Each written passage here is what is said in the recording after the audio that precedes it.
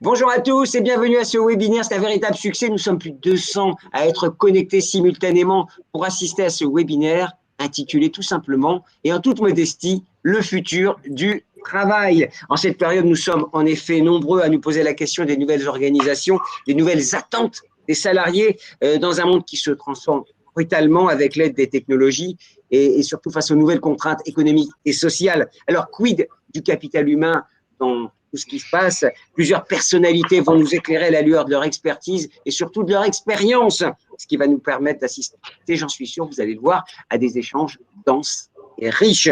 Pour ouvrir cette matinée d'échanges, j'ai la joie, l'honneur et le plaisir d'accueillir celui qui se trouve en bas à gauche. Ce n'est autre que l'administrateur général du CNAM, Olivier Faron. Bonjour Olivier. Bonjour Gilbert, et très heureux d'être avec vous et très heureux d'ouvrir ce webinaire. Merci de nous accueillir, merci d'avoir eu cette excellente idée avec le CNAM de ce thème pour ce webinaire. Alors pourquoi tout simplement le CNAM s'intéresse au futur du travail? D'abord, ce n'est pas simplement le CNAM, c'est aussi nos amis de Malakoff Humanis, et je les salue, ils sont présents d'ailleurs ce jour, et donc c'est évidemment avec eux. Alors le travail, je dirais que c'est le paradigme à la fois de la recherche, de l'expertise et ce que nous faisons au CNAM. Nous traitons tous les aspects du travail, nous traitons à la fois l'ergonomie, la sociologie, la psychologie du travail. Nous avons eu la chance d'intégrer un centre d'études sur l'emploi et sur le travail, qui est un programme transversal. Donc, je dirais que le travail, c'est le cœur de la réflexion, de l'expertise, de la recherche du conservatoire. C'est ce qui fait du lien entre tous les collègues et c'est notre ambition collective. Quel est le message pour les personnes qui nous regardent autour de cette idée de compétences, notamment qui vous est chère au CNAM et d'acquisition d'expérience? Vous l'avez résumé, cher Zilber Alzoulay, dans votre introduction. Aujourd'hui, la richesse de notre pays, elle est humaine fondamentalement. Ce sont toutes les compétences que nous allons pouvoir porter et qui vont être au service du développement économique. Donc la montée en compétences, ce n'est plus un choix, c'est une absolue nécessité. Et c'est ce qui permet à chacune et à chacun de pouvoir s'exprimer, de pouvoir avoir la carrière, avoir la vie qu'il souhaite, et aussi à l'entreprise, au territoire, de pouvoir se développer. Donc, la montée en compétences, c'est véritablement ce que nous portons au CNAM, mais c'est aussi ce qu'il faut privilégier dans sa vie personnelle quand on se projette, quand on construit quelque chose. Donc, actifs, demandeurs d'emploi, projetez-vous, construisez-vous un parcours, soyez accompagnés pour cela, et la montée en compétences, c'est la bonne réponse pour vous et pour votre environnement social et économique. Donc, oui, plus que jamais, la montée en compétences est une absolue nécessité.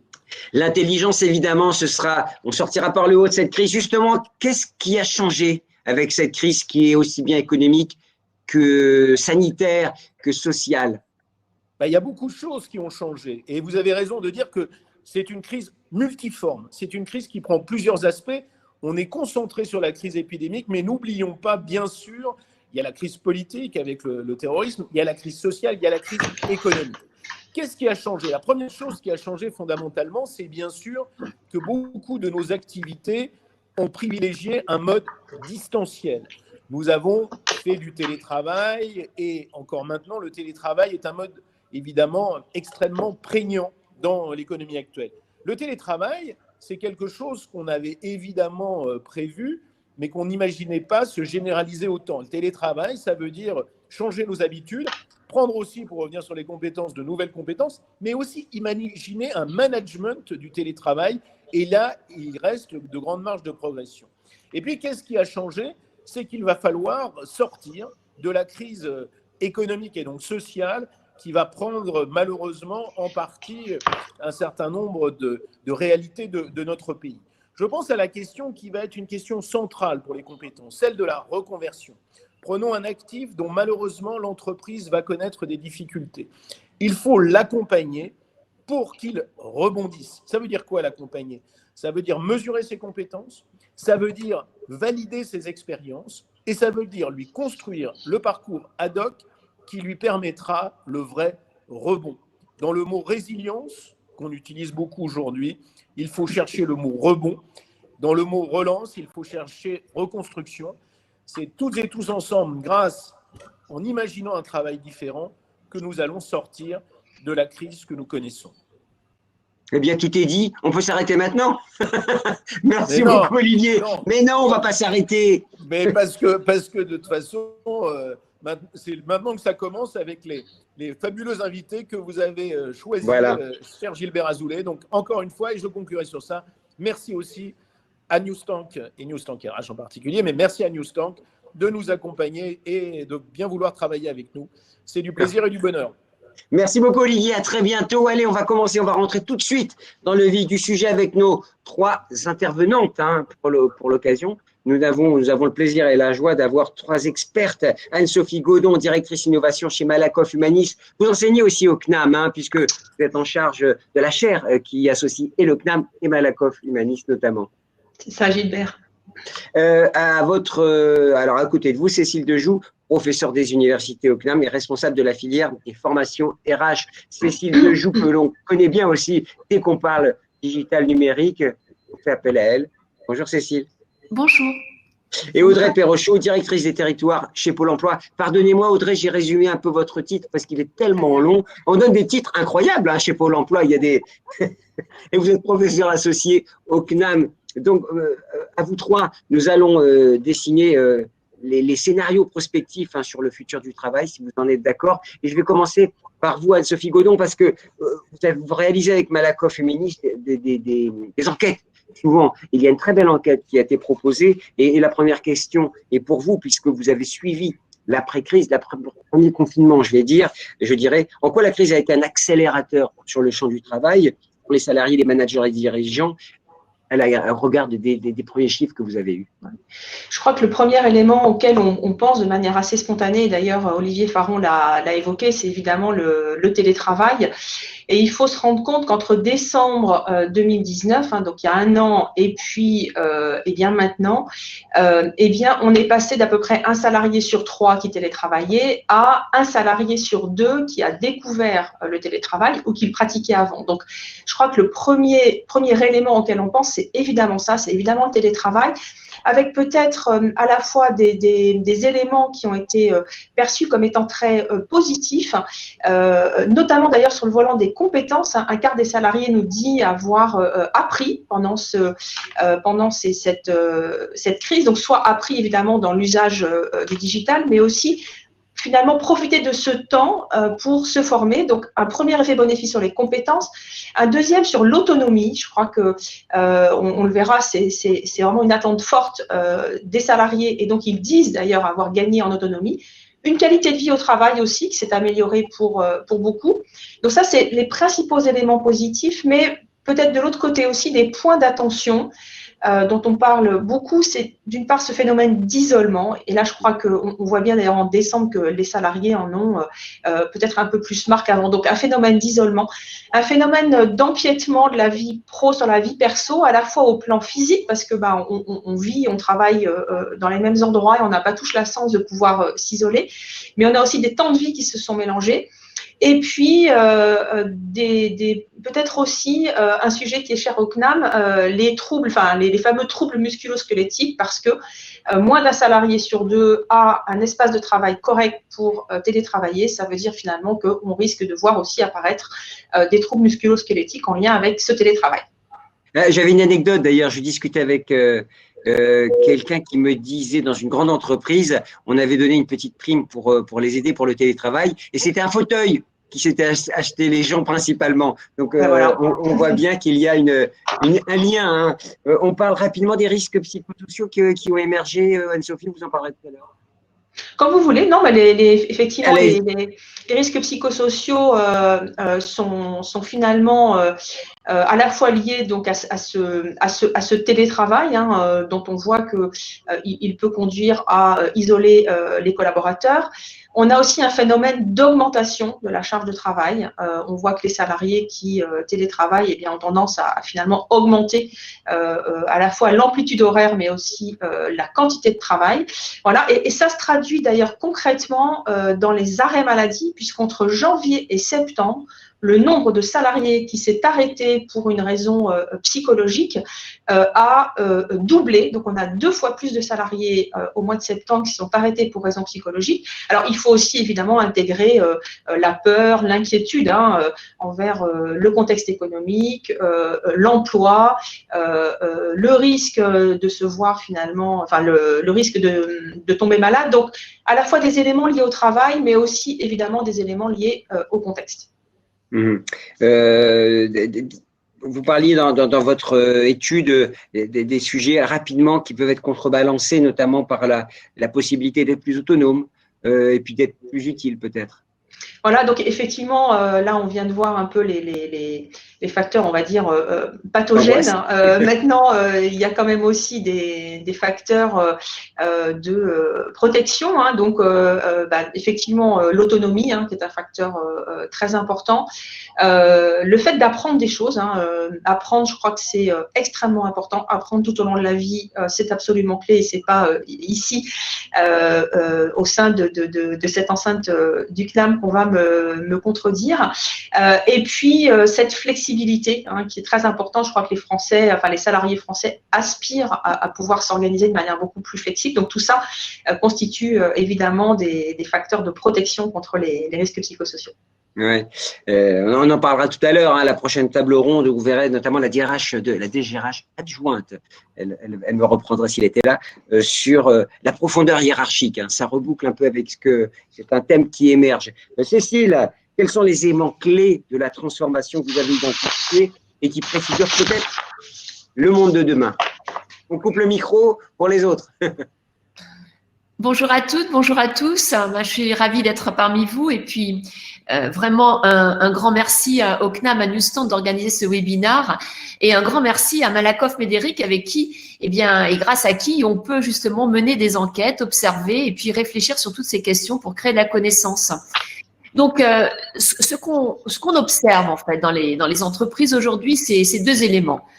Déjà le fait que cette crise, cette pandémie, c'est un game changer. C'est un game changer, ça veut dire quoi? Ça veut dire qu'en fait, il y a des attitudes extrêmement différentes suivant les entreprises, suivant leurs dirigeants, suivant leur culture, suivant les secteurs d'activité. On n'est pas dans une uniformisation.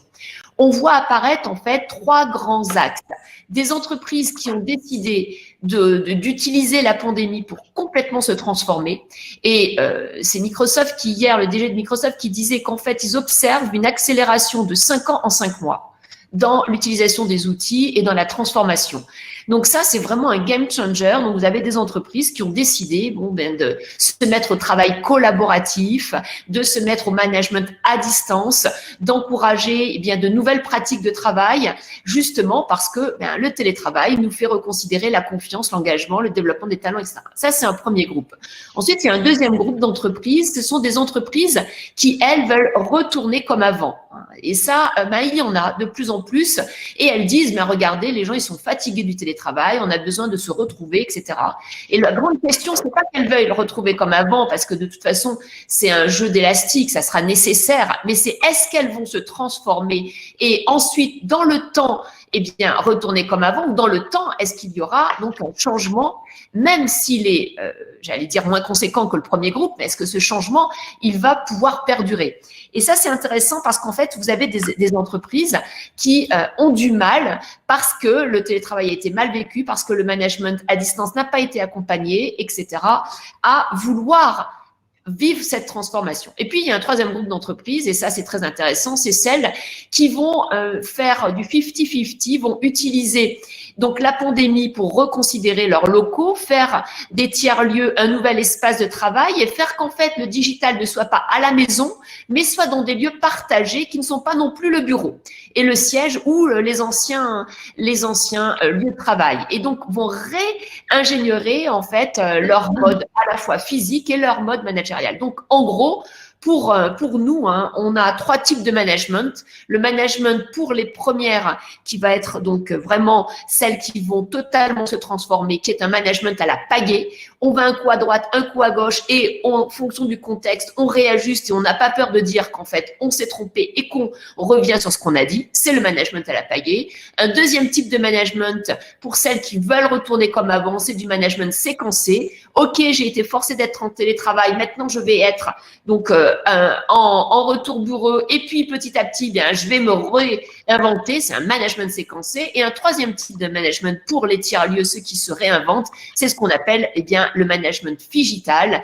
Et c'est tout le sujet. Comment est-ce que je vais engager à la fois en physique et à distance des personnes qui peuvent dans la même tour être dans des bureaux à côté mais qui ne seront pas dans le même bureau et avec qui on va travailler, et puis des personnes qui seront dans un pays très très éloigné. Et ce management digital, c'est tout l'objet de notre futur MOOC que l'on fera donc bien sûr au sein du CNAM. Bon, mais vous êtes formidable. Le MOOC, le fameux MOOC de Cécile Desjous, qui avait eu la timbale, hein, si j'ai bonne mémoire, en termes de fréquentation, hein, sur l'entrepreneuriat. Tout à fait. Une parenthèse. Vous n'avez pas parlé d'une catégorie d'entreprises, puisque j'ai préparé avec vous. C'est les entreprises qui pensent qu'on va revenir à la situation d'avant. Et celle-là, évidemment, c'est un sujet. Oui, ben, c'est très réconfortant mentalement de se dire qu'en fait, il y a des balises de stabilité vers lesquelles on va pouvoir revenir, mais c'est impossible.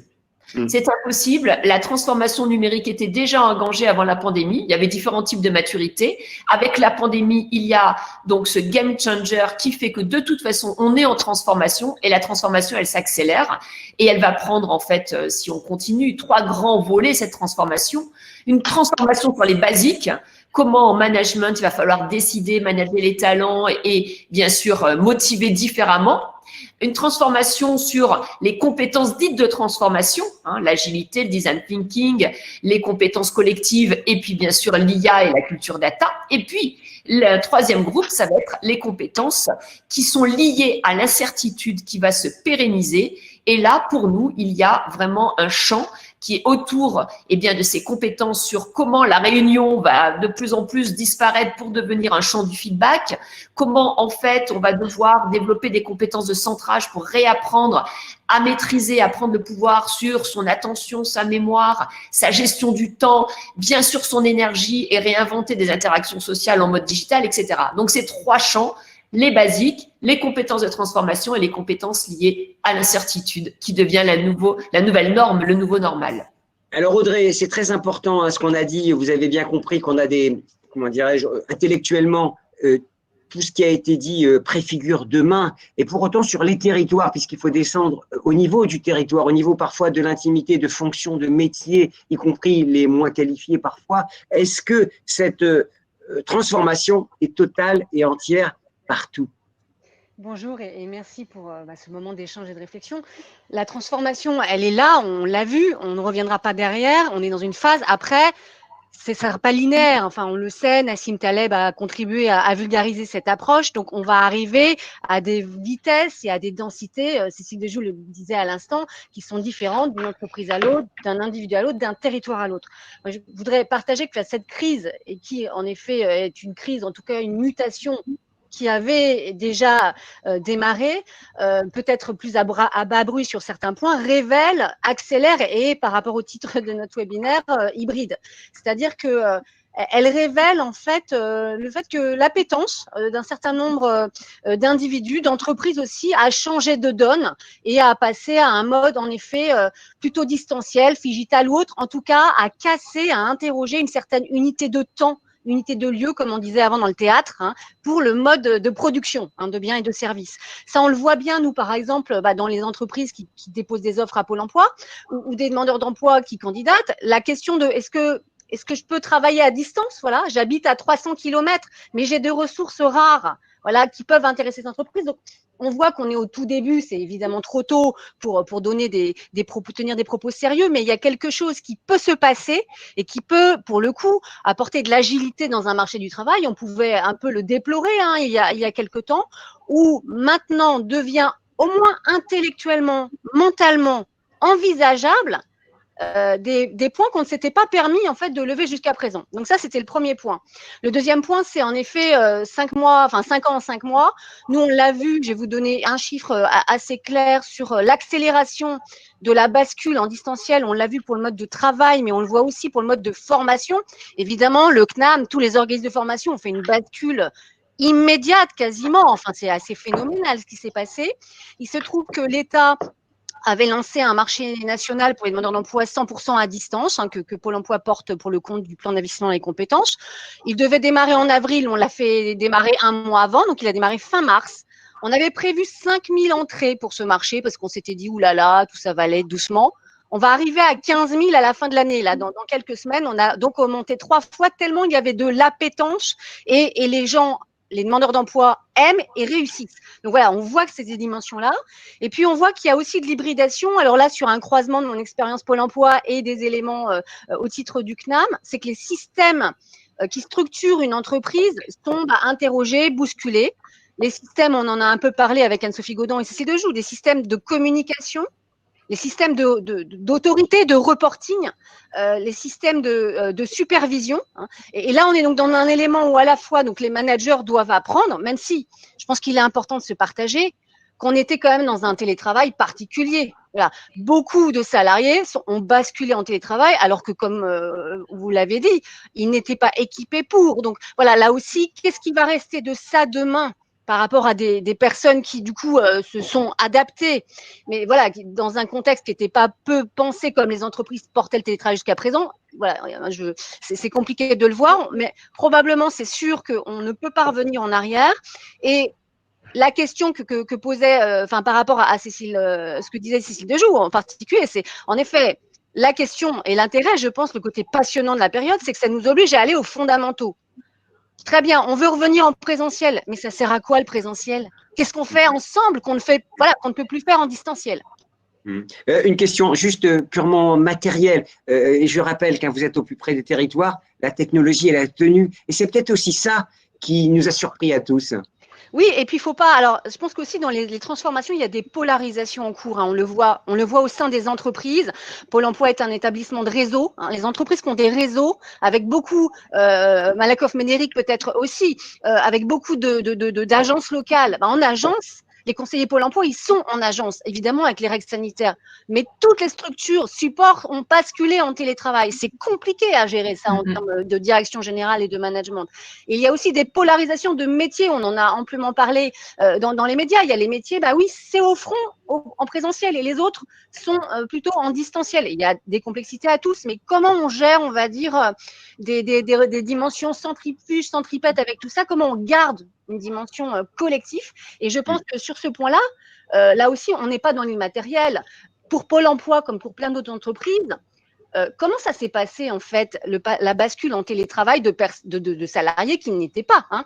C'est des efforts colossaux, des services achats, des services informatiques, des services logistiques pour équiper en un temps record des personnes. Voilà, donc, il y a eu toute une chaîne extrêmement matérielle, extrêmement logistique et en effet technologique.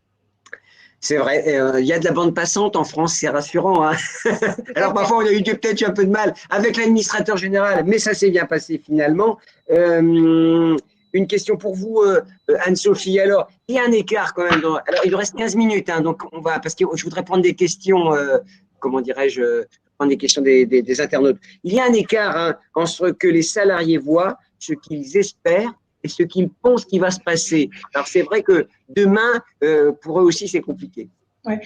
Alors effectivement, on a interrogé les salariés du secteur privé au mois de septembre et on leur a notamment demandé, en ce qui concerne le travail, qu'est-ce qu'ils voient comme évolution souhaitable et qu'est-ce qu'ils voient comme évolution probable. Donc là, on voit qu'il y a quand même un énorme gap parce qu'il y a énormément d'attentes, mais finalement, cette perception que ça ne va pas se passer comme ça. Donc par rapport à ce que Cécile évoquait, eh bien, les salariés sont en attente d'un management basé sur la confiance, un management plus encourageant, un management qui laisse une place à l'initiative, à la coopération. Donc ça, c'est la première chose. Et ça, ils nous disent, on attend ça, mais on pense que ça ne va pas arriver. La deuxième attente, on l'a évoqué tout à l'heure, c'est de la souplesse et de la flexibilité. Les salariés, ils veulent pouvoir gérer leur temps, gérer leurs horaires aussi, mais aussi gérer les espaces. C'est-à-dire cette forme d'hybridation dont on parle depuis le début, là, c'est une attente extrêmement forte. Et ça aussi, c'est souhaitable, probabilité assez faible. Le troisième élément, Cécile l'a évoqué, c'est le travail collaboratif et participatif. Ça aussi, pareil, on attend ça, mais on a le sentiment qu'en moyenne, ça ne va pas se passer comme ça non plus. Voilà, donc finalement, si on regarde ce qu'évoquait Cécile, je crois que les salariés sont conscients de ces transformations. On voit qu'on a probablement des rythmes différents, mais en moyenne, parce que ces études, elles donnent la moyenne, en moyenne, on voit qu'il y a une finalement beaucoup d'attentes et peut-être un peu moins de perspectives perçues par les salariés. C'est votre sentiment aussi, Cécile? Alors, quelqu'un nous a remarqué que chez les Scandinaves, ça fait longtemps qu'ils sont déjà à distance et qu'ils ont accepté. Ben, nous, on s'y met et on va rattraper le retard. Cécile, sur ce qu'a dit Anne-Sophie. Oui, je trouve que l'étude que présente Anne-Sophie est passionnante parce que c'est très important comme ça d'avoir des études à chaud et c'est très important en fait d'être dans le test and crash, c'est-à-dire en fait essayer et faire de cette étude quelque part un POC, enfin un univers pour essayer de changer les choses. Ce qui doit changer aujourd'hui, c'est en fait le management. C'est pas en fait l'attitude des salariés, puisque les salariés, ils sont dans des pratiques de travail qui leur ont été imposées par la pandémie, par la distance, etc. C'est pas la direction et les grands stratèges qui de toute façon sont là pour sauver l'essentiel et sont là en même temps pour piloter à vue. Donc, on est aujourd'hui à un temps, à un nœud pour le management. Il faut monter en compétence les managers sur justement le management à distance, un management digital, un management lié à l'incertitude pour les rassurer, pour qu'ils comprennent qu'en fait, il reste des rouages qui sont indispensables, mais qu'ils doivent lâcher prise s'ils veulent faire mieux. Or, c'est très difficile aujourd'hui d'être un manager. D'abord parce que c'est vous qui, êtes en tension vis-à-vis de la crise, vis-à-vis des résultats, vis-à-vis, en fait, comme l'a dit très bien Audrey Perruchon, de tout ce qu'on doit faciliter. On doit mettre des ressources à disposition de ces équipes, mais c'est pas dit qu'en fait, on les ait. Donc, en fait, ils ont à la fois un rôle psychologique, un rôle de supply chain humaine et en même temps un rôle, j'allais dire, de business très important puisqu'ils doivent faire en sorte que l'essentiel soit sauvé. Donc, ces managers, il faut absolument les accompagner sur leur nouveau rôle, leur rôle qui est indispensable pour l'entreprise, mais en même temps, ce rôle, il faut le créer. D'où l'importance des études, comme l'a fait Malakoff, Médéric et Anne-Sophie l'a présenté, c'est que ces études, ça doit être un moment, ça doit être une agora pour discuter le nouveau management dans ce new normal qui est l'incertitude. Donc, Audrey, il faut des espaces d'agora avec des études qui sont bien argumentés, expliqués, qui sont en fait des moments de recréer et repenser. Et voilà, c'est là, à mon avis, que se trouve toute l'intelligence collective de l'organisation. Le management est en cause et sur les grandes entreprises, on le sent bien, c'est évident. Sur les ETI, c'est évident aussi, sur les grandes organisations. Et je reviens toujours à cette idée du territoire et au plus près des individus. Est-ce que cette notion et de management et des technologies et de travail à distance est actée? Pardon, je n'ai pas entendu le dernier mot. Est acté? Est-ce qu'on a fait la synthèse? Moi, je voudrais éviter des idées qui soient pour les managers top niveau et les directions générales. J'aimerais savoir si au plus près, on a basculé totalement aussi. Mais je crois qu'on est vraiment dans l'hybridation. D'abord, c'est en train de se faire. Voilà, c'est là où c'est complexe, tout le temps, mais en particulier dans ce moment pour les entreprises, c'est qu'on sait bien qu'il y a des temps, des temporalités différentes selon les services, selon en effet les territoires, selon la structuration de l'entreprise. Donc ça, c'est questionné. Après, il me semble que l'autre phase d'hybridation dans laquelle on est, c'est ce que vous disiez à l'instant, Cécile et Anne-Sophie, c'est justement l'hybridation entre, et ce webinaire en est l'illustration, encore plus forte qu'on le faisait jusqu'à présent, sur la base de ce qui a été fait jusqu'à présent, une hybridation entre la connaissance, le savoir, en live, j'ai envie de dire, avec des analyses, donc des repères méthodologiques, intellectuels pour les comprendre, parce que voilà, les données comme ça, elles disent rien, traduit donc le plus possible, le plus rapidement possible dans une dimension opérationnelle, justement pour accompagner les managers, leur donner le recul et leur permettre de comprendre en fait ce qu'ils vivent et comment justement se dépatouiller, j'ai envie de dire, de la situation. On en parlait aussi quand on préparait ce webinaire, il peut y avoir d'autres types d'hybridation. Par exemple, sur le champ de la formation, il y a des expériences, alors plus développées en effet aux États-Unis, et qui ont été évaluées par des comités scientifiques, avec des effets donc positifs avérés qu'on appelle, maintenant le terme est connu, ça s'appelle les classes inversées. Bon, évidemment, c'est assez au cœur de la formation à distance. Il me semble que le monde de l'entreprise, le monde du management a probablement intérêt à aller regarder ce qui se passe. Parce que qu'est-ce que disent les études? Les études, elles disent que la classe inversée, donc c'était fait aux États-Unis, en tout cas ce qui a été mesuré, c'était pour des jeunes en décrochage scolaire. Elle disait en particulier 2 choses. La première, c'est que les jeunes, ils peuvent lire et relire et refaire les quiz 15 millions de fois s'ils veulent, et ils n'ont pas la honte sociale de dire j'ai pas compris, je relève le doigt. Donc il y a un effet absolument majeur en fait de facilitation du développement de compétences, et ça c'est intéressant pour des managers. Et l'autre point, c'est que justement ça a posé la question, quand on est ensemble avec le professeur, qu'est-ce qu'on fait, on va pas répéter le cours, ou voilà, ils ont travaillé normalement. Donc c'est le moment ensemble est devenu un temps d'échange, de débat, de co-construction. Et le professeur, à cette occasion, ce que disaient les études, c'est qu'en fait, il discernait mieux les jeunes, les élèves qui n'arrivaient pas à suivre. Ils le voyaient dans leur manière d'intervenir ou pas dans le débat. Et comme c'était un débat généralisé, ceux qui ne parlaient pas, là, ils se voyaient, contrairement quand ils étaient au fond de la classe. Donc là, c'est pareil, probablement. Il y a quelque chose à apprendre et à penser pour les managers. Et il me semble, on l'a vu, on en parlait tout à l'heure, que les modes de relationnel, de supervision vont changer. Il faut… Comment dire, quelque part, on va revenir à du Mintzberg dans ce qu'il appelle la structure simple, même dans des grandes entreprises, même moi à Pôle emploi, pendant le confinement, qu'est-ce que j'ai fait? J'ai appelé, j'ai fait des Skype inter-individuels. Donc, il y a paradoxalement une dimension beaucoup plus individuelle qui s'est développée. On est aussi en crise, donc il faut être précautionneux, il ne faut pas faire de généralité.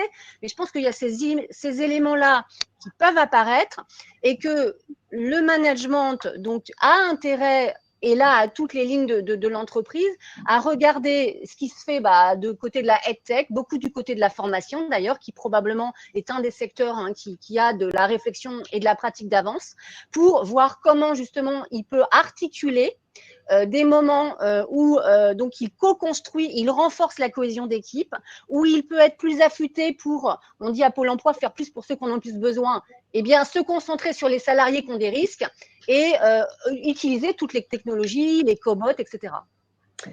Ben oui, mais ça élargit le champ de notre échange. Audrey, merci beaucoup. Il nous reste 5 minutes. Et on a des questions. Anne-Sophie et Cécile, je voudrais vous poser une petite question. Dans 10 ans, vous les voyez comment? Qu'est-ce qu'il faudra développer? Comment se fera par exemple l'équilibre vie perso-vie pro selon vous? En 1 minute 30 après Cécile. Ouais. En tout cas, nous, ce qu'on peut voir, et ça, c'est pas une étude, mais c'est plusieurs études, c'est qu'on voit quand même monter un sujet qui est très important, qui est celui de l'équité, du partage de la valeur. Ça, je crois que ça va vraiment devenir très, très important. Il y a un deuxième sujet qui est très important, qui est effectivement cette question de l'articulation entre vie pro et vie perso. Ça, je crois que là, on a franchi, on avait déjà, mais là, on a franchi un pas de plus. La question des perspectives d'évolution et donc de la manière dont on va conduire collectivement le chantier des compétences est clé. Les salariés, on va devoir travailler plus longtemps, on va connaître plusieurs vies, on va avoir des modes de travail différents. Donc, comment là-dedans, comment est-ce qu'on se construit finalement un parcours qui nous permet de progresser? Et puis, le contexte, là, demande aux entreprises, les salariés demandent aux entreprises de la sécurité. Donc, comment est-ce que les entreprises vont faire pour régler tous ces dilemmes? On veut plus de liberté, de flexibilité, mais on veut plus de sécurité. On veut être impliqué dans les décisions, on veut plus d'équité, on veut plus de partage de la valeur, mais dans le même temps, on a conscience que le contexte économique est plus difficile. Donc, on est dans un monde de paradoxes et il va falloir que les entreprises et les managers arrivent à régler tous ces paradoxes. Et ça va. D'ailleurs, on a une question après, avec cette période de télétravail massif et dans cette organisation hybride. Comment créer quand même ce collectif? Ce sera une question aussi. C'est une question qu'on m'a posée, je vous la pose. Ouais. Cécile, tu veux peut-être compléter oui, Cécile. Cécile. Alors, Cécile. Oui, Cécile. Oui, non. Je vous laisse, mesdames, d'accord, vous faites Anne-Sophie vient de dire, et je suis tout à fait d'accord avec Anne-Sophie, en fait, on est tellement dans des mouvements schizophréniques, d'injonctions contradictoires, que la seule solution, moi, de mon point de vue, c'est de donner à chacun des repères pour qu'il se centre et que lui-même soit la première personne à manager et que chacun puisse avoir un centre, c'est-à-dire des compétences basiques qui lui permettent de survivre dans ce chaos quelque part. Parce qu'on va vers un management de l'incertitude et c'est très déstabilisant. Donc, ça veut dire 3 choses. Ça veut dire pourquoi on fait les choses. C'est la question du sens, c'est la question du plaisir, c'est la question d'être dans un environnement qui nous correspond. Donc, ça, c'est le premier, c'est le moi. Ensuite, il y a toute la question de l'interaction sociale et on l'a bien vu avec le management à distance, c'est un des points faibles.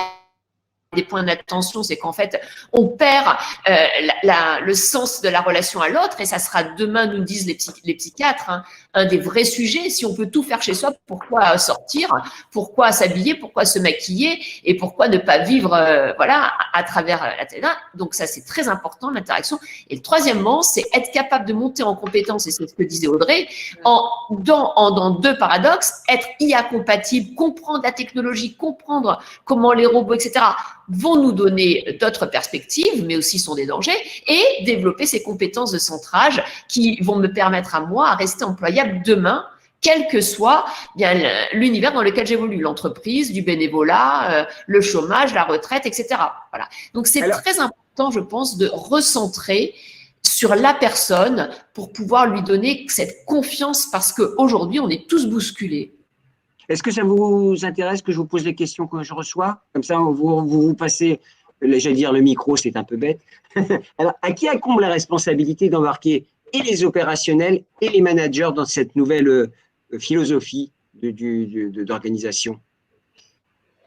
Peut-être à eux-mêmes, enfin, ce qu'on dit, enfin, ça fait partie d'une société plus globale où il y a une responsabilité individuelle qui se développe. Moi, je dirais qu'évidemment, on est dans un moment, d'abord, une crise anxiogène. Après, elle n'est pas du tout pour voir absolument le côté positif, mais il me semble que, de fait, globalement, les individus, les entreprises, les collectifs, ils ont passé cette période avec, je dirais, alors c'est tôt pour voir les impacts, mais quand même une capacité de résilience qui s'est exprimée. On était quand même très inquiets hein, quand on se met en février-mars. Donc voilà, ça s'est passé de manière compliquée, mais finalement, pas dans un collapse que certains pouvaient craindre. Il me semble qu'il y a un point important et qui peut-être peut nourrir ce que disait Stéphane à l'instant, c'est que le fait de ce télétravail non prévu a fait rentrer les relations professionnelles dans une certaine intimité personnelle et relationnelle. Alors maintenant, il y a Teams, là, des fois qui met, pardon, il ne faut pas mettre, voilà, mais globalement, là, on voit, vous voyez derrière, enfin, donc il y avait des fois les chats qui passaient, enfin bon, il y a plein d'anecdotes. Hein. Les enfants. Exactement. Et je trouve que c'est très positif parce que par rapport à cette dimension qu'on disait de notre relation managériale à construire et de ce risque hein, de virtualisation et de déréalisation, il y a quelque chose qu'on a peut-être touché là. Alors, les managers, c'est compliqué hein, parce qu'ils ont aussi été confrontés, il fallait qu'ils gèrent ça, puis des collègues qui n'allaient pas bien, quoi. Voilà, moi, par exemple, il y a des moments, j'avais des réunions, je rentrais dans le salon des collègues, donc on se mettait pas en vidéo tout le temps, mais je pense que tout ça porte en soi quelque chose de réinterroger et réactualiser les relations professionnelles. En tout cas, il y a un très joli tapis chez vous. Cécile, j'ai une question de Anne Rodier. Madame Dejoux, pourriez-vous nous donner des exemples de compétences de centrage? Oui, donc je viens de lui répondre. En fait, c'est tout un travail de recherche. On a écrit de nombreux articles tout à fait disponibles et ça sera donc l'un des axes du prochain MOOC. En fait, c'est prendre le pouvoir sur tout ce que l'IA nous vole. Notre attention, notre mémoire, la gestion de notre temps, puisque demain, on va pouvoir avoir du management par notification à la Uber, où on va vous dire, il vous reste une demi-heure dans votre agenda, faites ci, faites ça avec telle personne. Développer sa curiosité, très important, et savoir où puiser sa propre énergie. C'est ça, les 5 compétences de centrage. Et on développe ça avec des spécialistes de ces thématiques. Et surtout, on montre comment en entreprise, c'est à partir du moment où chacun est capable de repenser son attention, repenser, est-ce que je vais lâcher prise sur certains éléments que je vais donner à la machine, mais en même temps, ça ne veut pas dire qu'il ne faut pas que je développe ma propre mémoire, parce que sans mémoire, je ne pourrais plus réfléchir. Donc ça, c'est super important. Et quand on est équilibré sur ces 5 compétences de centrage, eh bien ensuite, on va pouvoir totalement travailler avec les nouvelles technologies, l'IoT, la blockchain, l'IA, etc. On va pouvoir co-créer, lâcher prise et se réinventer sur des nouvelles compétences. Mais si on n'a pas ça, compte tenu de ce qu'on vit aujourd'hui, en fait, pourquoi avoir confiance en soi? C'est la base de la propre confiance en soi. C'est du soft skill, hein, c'est ça. Quand on parle de soft skill, on est en plein dedans. Alors, j'ai horreur de ce terme parce que Ah pour bon, moi… mais non, mais vous avez dit game changer, tested crash. Je me suis dit, je vais faire mon anglicisme à moi. Vous avez raison. Donc, c'est des soft skills, voilà, si vous voulez. Ah, une question, alors peut-être quelqu'un, est-ce que le développement des groupements d'employeurs n'est-il pas une possible alternative? Je ne sais pas, Audrey, Cécile. Oui, enfin, bien malin qui pourrait le dire, comme on dit, mais en effet, je Alors, pense rappelez, que là, qu'est-ce qui se cache derrière cette question? moi, en tout cas, ce que j'en comprends, c'est des reconfigurations. Enfin, on a parlé de reconfiguration potentielle là au sein des entreprises, mais c'est aussi dans le tissu économique. Et on va peut-être, voilà, attention prospectiviste, hein, c'est compliqué. En tout cas, je n'en suis pas une, mais on va peut-être vers aussi un univers plus du territoire et du méso. Enfin, entre le macro et le micro, hein, avec que ça soit les imprimantes 3D ou autres, il y a des choses qui sont pensables maintenant dans les territoires avec des modules. Enfin, on est dans une pensée un peu modulaire. C'est ça un groupement d'employeurs quelque part. Hein. Ce sont des personnes des employeurs, des acteurs économiques qui se mettent ensemble pour, je dirais, donner un continuum entre des besoins de production qui sont justement individuellement morcelés. Et donc, quelque part, c'est de faire plus ensemble, hein, comme on dit, 1 + 1 = 3 dans ces cas-là, plus ensemble pour préserver la capacité de production des employeurs dans un intérêt partagé, bien compris, avec des salariés, hein, en tout cas des personnes qui ont des profils de compétences. Il peut avoir aussi d'autres formats contractuels.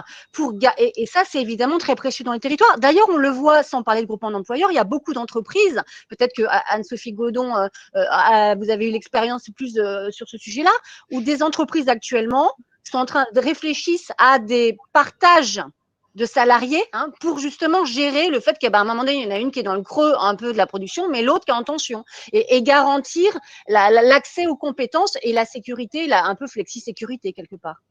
Anne-Sophie, un mot, parce que vous avez étudié tout ça.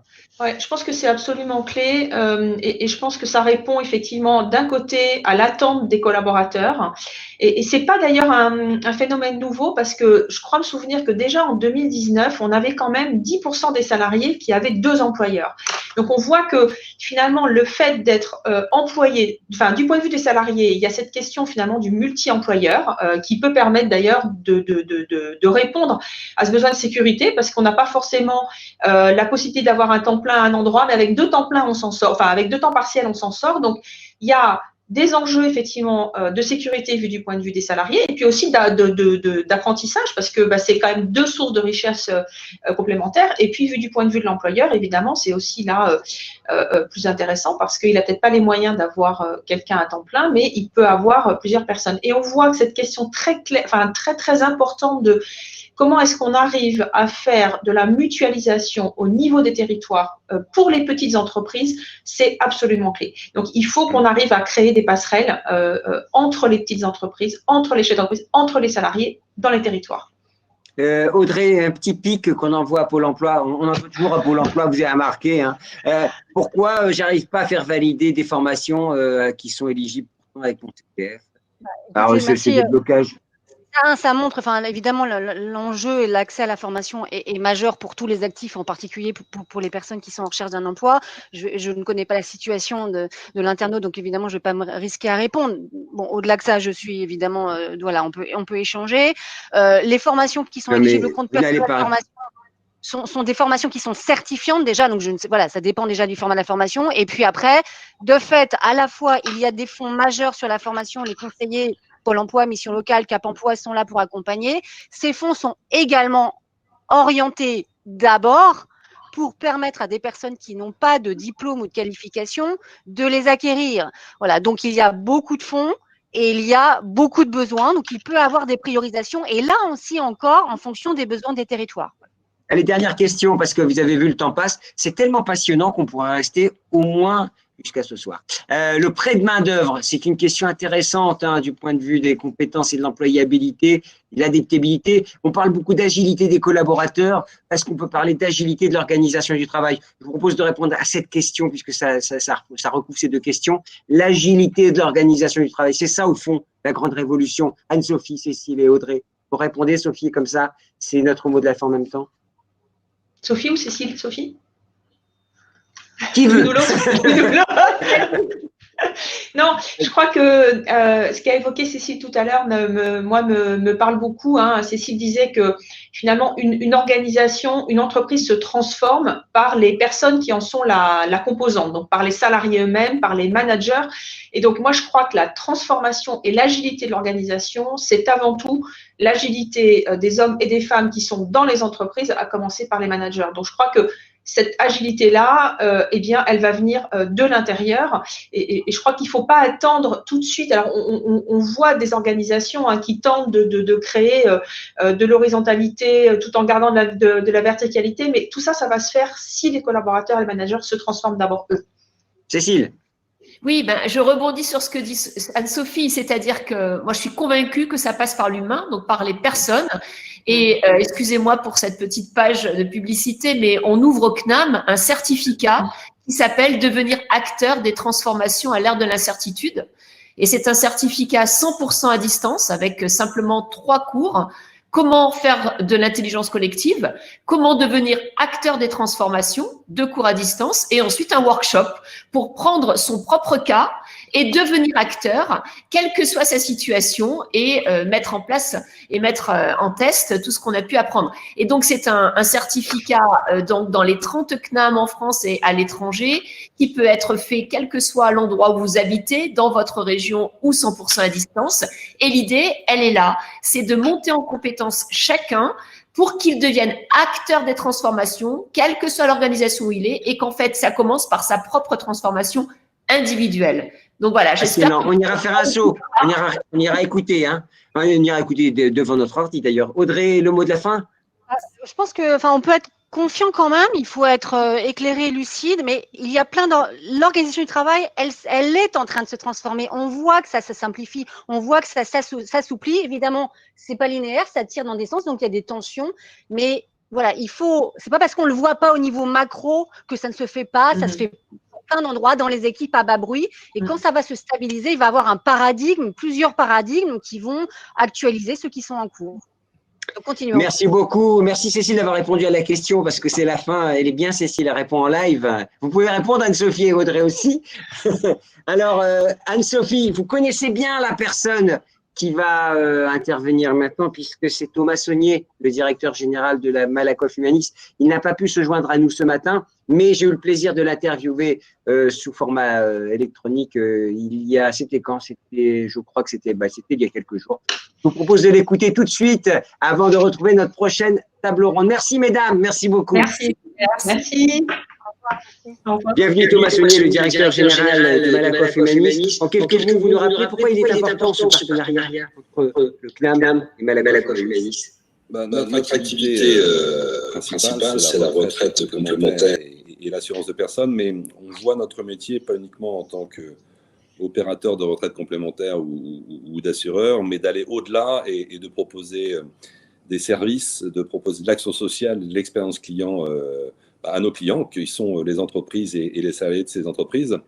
Et ça nous amène donc à développer un certain nombre de projets, de propositions de valeur pour nos clients autour de la qualité de vie au travail, de la santé au travail, de l'absentéisme, autour des nouvelles formes de travail qui se développent, et puis aussi autour de la vulnérabilité des salariés. Et puis, on a bien évidemment besoin de faire un travail prospectif pour imaginer les solutions à proposer dans le futur. Et c'est comme ça qu'on est amené tout naturellement à travailler avec le CNAM.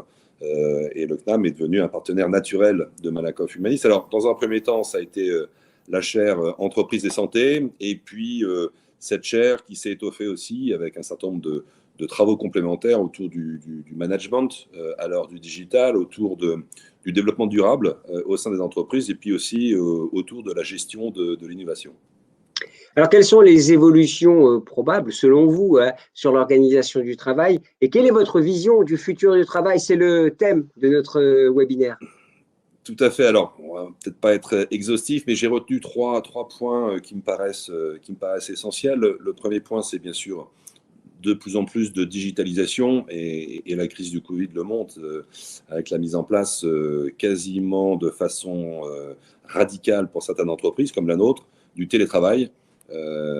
15 jours après le début du confinement, on était 97% en télétravail chez Malakoff Humanis. Donc ça, je pense que c'est un premier item. Le deuxième item, c'est le besoin de sens de plus en plus des collaborateurs, des salariés des entreprises. Quel est le sens de mon travail? Quel est le sens de l'action de l'entreprise? Et ça, c'est absolument un déterminant essentiel. Et puis le troisième point, on y est très sensible, c'est la vulnérabilité des salariés que, je crois, les entreprises prennent déjà en compte, mais devront prendre encore de plus en plus compte dans les mois et années à venir. Imaginons quand même qu'il y a 55% des salariés, plus de 1 sur 2, qui se dit en situation de vulnérabilité, que ça soit d'ailleurs pour des raisons professionnelles ou des raisons personnelles. Et je crois que ça rentre dans les déterminants d'une entreprise dans le futur. En quoi ces questions que vous évoquiez vous impactent-elles en tant que groupe de protection sociale et quels sont les impacts sur les offres que vous proposez? Alors, on est un groupe de protection sociale, comme vous le dites, donc on est non lucratif et pour autant, on ne cherche pas forcément à perdre de l'argent, mais à être efficient pour le mettre au service de nos clients au travers de trois actions que j'ai pu citer tout à l'heure. La première, c'est la santé et la qualité de vie au travail, et puis l'absentéisme qui peut exister, et c'est quand même un paradoxe dans notre pays que, alors qu'on n'a jamais autant travaillé sur la qualité de vie au travail, et pour autant l'absentéisme, et notamment l'absentéisme long, augmente. Ça, c'est le premier point. Le deuxième, on travaille beaucoup, et notamment avec vous d'ailleurs, sur les évolutions des modes de travail qui du coup vont impacter les entreprises et leurs salariés. Et puis le troisième point, on l'a cité, c'est la vulnérabilité des salariés.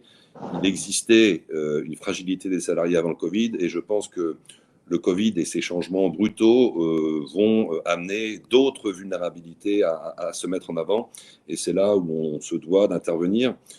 Et à ce titre, je pense que la donnée est absolument capitale en la matière. Pourquoi? Parce qu'on parle beaucoup de big data. Or, c'est quoi le big data? C'est quelque part voir les corrélations qu'on ne voit pas forcément à l'œil nu, et donc de faire du prédictif. Et c'est à partir du prédictif que l'on arrive à mettre en place des programmes de prévention. Donc, si on veut agir en termes de prévention sur les principaux sujets que j'ai pu citer, il faut faire du prédictif, et pour faire du prédictif, il faut travailler de la donnée. Et là-dessus, je pense que notre pays a encore une petite révolution culturelle à faire en la matière. Voilà un mot sur le data-centric, comme on dit. Merci beaucoup, Thomas Saunier. Retour au webinaire. À très bientôt. À très bientôt, au revoir. Voilà, retour au webinaire, je le disais, vous avez vu, j'étais 2 fois à l'écran, ce qui est exceptionnel. Alors, il nous manque, Sandra Patrick est là, Isabelle nous a rejoint. Bonjour Isabelle. Alors, organisation et engagement professionnel, avec nos 3 intervenants, c'est le deuxième temps d'échange de ce webinaire. On m'entend bien? Très bien. Patrick Soré, président de Flexity, professeur associé au CNAM. Isabelle Quénon, DRH, adjointe chez Veolia. Et Sandra Berthezen, professeure au CNAM, titulaire de la chaire Gestion des services de santé. Elle nous éclairera sur tout ce qui sera dit avec le prisme de ce secteur qui a été au front, en première ligne, a-t-on dit, durant cette crise et durant cette pandémie. On va commencer, pardonnez-moi mesdames, on va commencer avec Patrick. Mais avec Patrick, j'en suis désolé, c'était pas voulu. L'engagement, c'est un vrai sujet. Vous avez réfléchi aussi sur ce sujet dans les organisations à la lueur des transformations rapides. Et c'est cet engagement qui est bien au cœur des problématiques. Alors, oui, je voudrais simplement qu'on revienne un peu sur, non pas sur les termes, mais qu'on place ça un peu dans une perspective plus large. J'ai entendu tout à l'heure Olivier Ferrand dire que derrière la crise de la Covid, il y a la crise sanitaire, il y a aussi une crise économique. Et si on remonte un petit peu plus loin, il y a quand même des formidables enjeux derrière qui sont des enjeux de compétitivité mondiale, de démographie. Et je pense que le thème de l'engagement, il est apparu dans nos entreprises, peut-être après la crise de 2008, avant toute chose, qui nous a un peu fait prendre conscience d'un déficit peut-être que nous avions sur un modèle qui a été fondé sur de la compétition par les coûts. Et je crois que ça questionne très profondément nos modes d'organisation, ça questionne très profondément nos modes de gouvernance et d'exercice du pouvoir, nos modèles de développement. Et en cela, je crois que aujourd'hui, personne ne connaît véritablement la réponse. Enfin, entre des modèles d'organisation très tayloriens qui nous ont permis de faire des compétitions par les coûts pendant des années, l'exigence d'agilité, d'adaptation, d'innovation, mettez les mots que vous souhaitez, qui appellent des modes d'organisation peut-être différents et qui sont un peu antinomiques avec les précédents. Enfin, donc ça questionne tout ça. Et je pense que personne ne connaît véritablement les réponses. Et c'est sur ce terreau-là que se pose la question de l'engagement. Alors, les chiffres qui ont été donnés tout à l'heure, enfin les éclairages qui ont été donnés par Anne-Sophie Godon sont très intéressants de ce point de vue-là, parce que parlait un peu d'une dissonance entre l'idée que les salariés se font d'un futur souhaitable et de ce qui va véritablement se passer. Et je crois que dans cette dissonance cognitive, il y a un truc très important. C'est-à-dire que, en d'autres termes, je pense qu'on est en train de prendre conscience que si on ne connaît pas les réponses organisationnelles et managériales qui vont nous permettre de résoudre ces antinomies, on a fondamentalement une certitude, c'est que ça ne se fera pas sans l'engagement sans faille de l'intégralité du corps social. Sauf que cet engagement, il se dédite, selon certaines études, quand on parle d'engagement dans l'entreprise, mais en revanche, quand on regarde ce qu'est véritablement l'implication des gens dans le travail, et je pense que la crise de la Covid a été frappante de ce point de vue-là, avec un trésor, alors le secteur hospitalier a été fascinant de ce point de vue-là, par sa capacité d'implication dans le travail, et pour le bien commun, tout simplement. Et il y a une très bonne étude d'ailleurs de ce point de vue-là, qui est celle de la CFDT, je crois, en 2016, qui montre finalement que les gens sont très impliqués dans leur travail. Et je pense que dans cet interstice entre, d'une part, on se désengage de l'entreprise, mais en même temps, on est hyper impliqué dans son travail, il y a toute la question fondamentale du sens qui est en train de se poser. Je crois que la clé, elle est là pour les années à venir. En tout cas, tous nos intervenants précédents l'ont souligné. On rentre dans le vif du sujet. Merci Patrick, c'est bien, vous avez fait faire un pas de géant pour ce débat. Isabelle, dans une grande organisation comme la vôtre, parce que Veolia, par construction, c'est important. Donc, c'est un sujet important que vous avez mis au cœur de votre engagement, j'allais dire, mais votre fonction. Parce que sans engagement au sein d'une grande entreprise comme la vôtre, c'est compliqué. Oui, alors vous savez, Veolia, c'est une grande entreprise, mais c'est une somme de plein de petites entreprises, parce que les métiers de Veolia sont les métiers. C'est encore plus compliqué, j'imagine, alors, s'il y a plein de petits. Je suis pas certaine. Notre métier, c'est les services à l'environnement, produire, distribuer de l'eau, traiter de l'eau usée, s'occuper des déchets, etc. Donc, ce sont des métiers qui sont très locaux, très, très locaux. Donc, on est une entreprise, alors, j'aime pas tellement ce terme, mais globale, à la fois locale et globale. Donc oui, je rejoins tout à fait ce qui a été dit par Patrick sur la question de l'engagement. Pour nous, ça a été et c'est un sujet qui est très important, tout simplement parce que cette crise et notamment les périodes de confinement, où qu'elles soient dans le monde et à quelques moments qu'elles interviennent, induisent finalement une certaine forme de dichotomie dans la communauté de travail, c'est-à-dire qu'on a en gros une grosse majorité de gens qui continuent à faire leur travail sur le terrain, nos salariés à nous. Ce sont principalement des ouvriers, des techniciens, qui sont non pas la première ligne des soignants, mais la deuxième ligne, parce que pendant que tout le monde est confiné, il faut quand même continuer à distribuer de l'eau, il faut continuer à ramasser des déchets, etc. Donc, nous, on les appelle nos héros du quotidien. C'est les services essentiels, ce qu'on appelle les services essentiels. Donc, une grosse partie de la communauté de travail qui est encore au boulot dans les conditions normales, entre guillemets, pas complètement normales en réalité, parce que les flux sont pas les mêmes, mais dans des conditions, on va dire, d'exposition et dehors, et parfois au contact du public. Bon. Et puis, une autre partie de la communauté de travail qui se trouve en télétravail. Voilà. Donc, d'ailleurs, quand on dit télétravail, alors moi, je suis désolée, je suis pas très, très fan du mot, parce qu'en vérité, ce qui est vécu quand tout le monde part en confinement quasiment du jour au lendemain, c'est pas du télétravail. Pour moi, le télétravail, c'est quelque chose qu'on choisit, sur lequel et l'employeur et le salarié sont d'accord. Ça pose d'ailleurs des questions par rapport à un certain nombre d'entreprises qui décident, on va dire, à l'occasion de cette crise, de le développer très fortement, de façon un peu unilatérale. Ce qu'on a vécu pendant le confinement, c'est un transfert forcé du bureau à la maison. Pour moi, c'est pas ça le télétravail. C'est pas la définition du télétravail. Il n'y a pas de choix. Et donc, on se retrouve avec des communautés qui sont séparées. Et tout le sujet, c'est comment est-ce qu'on arrive à garder une espèce d'homogénéité et un collectif de travail qui se sont liés par le même engagement. Donc c'est ça la question de fond. Et derrière, évidemment, il faut travailler beaucoup sur la question du sens. Elle a été très évoquée par Thomas Saunier tout à l'heure et je rejoins tout à fait ce qu'il a dit. On travaille évidemment beaucoup sur le management. Donc, dans la première conférence, on a beaucoup abordé ce sujet. Je ne vais peut-être pas y revenir, mais la question centrale, c'est la question de comment est-ce que les managers, ce qu'on appelle la frontline de management, c'est-à-dire les managers très opérationnels, hein, ceux qui gèrent directement des petites équipes sur le terrain, arrivent à maintenir un lien qui est le lien identifié par les salariés comme étant unique pour eux. Hein, c'est-à-dire que la question du sens au travail, elle dépend de comment est-ce que chacun se sent utile pour le service que la boîte va délivrer finalement à la fin. Voilà. Et puis, il y a un dernier point qui me semble très essentiel. Pardonnez-moi, je termine là-dessus, mais parce que c'est super important. Je pense que l'engagement, le lien social, le rapport au travail, le rapport à l'entreprise, le sens, etc., est aussi beaucoup lié, cette crise nous l'a montré, à la question de la sécurité. J'insiste sur cette question de sécurité parce que ça peut paraître un peu basique, mais je pense que toutes les entreprises qui ont réussi pendant les périodes de confinement, mais aussi pendant les périodes de déconfinement, à montrer à leurs salariés que cette question était centrale et que l'entreprise mettait tous les moyens pour assurer la sécurité de ses salariés, sont des entreprises qui, si vous me permettez l'expression, rameront un petit peu moins sur le reste, sur l'engagement, etc. De toute façon, on vous parlait de sécurité en interne et de l'impact en externe. Hein. Vous parlez du sens, évidemment. Et l'impact dans la santé, autant vous dire qu'il était majeur. Hein. C'était en frontline. Hein. Décidément, avec Cécile, vous êtes très sur les anglicismes. Hein. Game changer, test crash. Comme j'ai vu que ça vous plaisait beaucoup, Gilbert, j'en ai rajouté un peu. Sandra, vous nous sortirez votre petite expression en anglais, j'espère aussi. Alors, dans la santé, justement, l'engagement, il est central.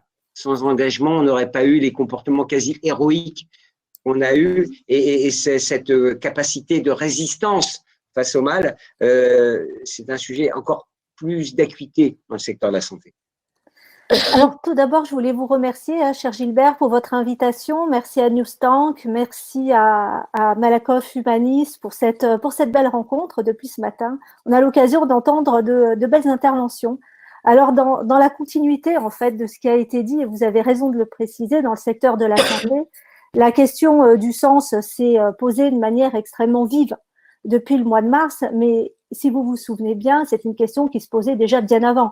Je vous rappelle qu'au moment où la pandémie s'est déclarée, au mois de mars, dès lors que nous avons confiné, nous étions encore dans une phase de mouvements sociaux extrêmement forts dans le secteur de la santé. Et pourtant, dès le premier jour, tout le monde s'est mobilisé en faveur des patients et pour une prise en charge de qualité face à cette pandémie tout à fait inconnue. Donc là aussi, l'occasion nous est donnée de leur rendre hommage à tous ces professionnels de la santé qui œuvrent pour nous depuis déjà plusieurs mois. Alors, ce que nous a enseigné, Alors, Super. Voilà. Désolé, on revient. Alors, on avait effectivement plusieurs webinaires en cours sur d'autres thèmes. Et effectivement, la plateforme Livestorm, vous voyez, la plateforme, parfois, elle bug. Donc, on est de retour. On a encore pas mal de gens connectés. Nous sommes de retour. Sandra, c'était vous qui parliez. En plein milieu de ce que Sandra nous exposait, qui était passionnant, et clac. Clac, voilà. Alors, comme quoi, les gens de la santé, il ne faut pas les chauffer. Sandra, continuez. On va retrouver Isabelle qui va nous retrouver tout à l'heure.